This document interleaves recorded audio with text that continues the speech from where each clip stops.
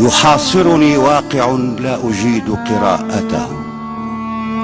قلت دون إذن ذكرياتك عن نجمة بعدت وغد يتراجع، واسأل خيالك هل كان يعلم أن طريقك هذا طويل؟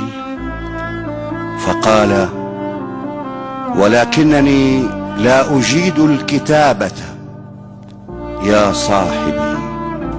فسألت كذبت علينا إذن؟ فأجاب على الحلم أن يرشد الحالمين كما الوحي. ثم تنهد خذ بيدي أيها المستحيل وغاب كما تتمنى الأساطير. لم ينتصر ليعيش ولم ينكسر ليموت، فخذ بيدينا معا أيها المستحيل.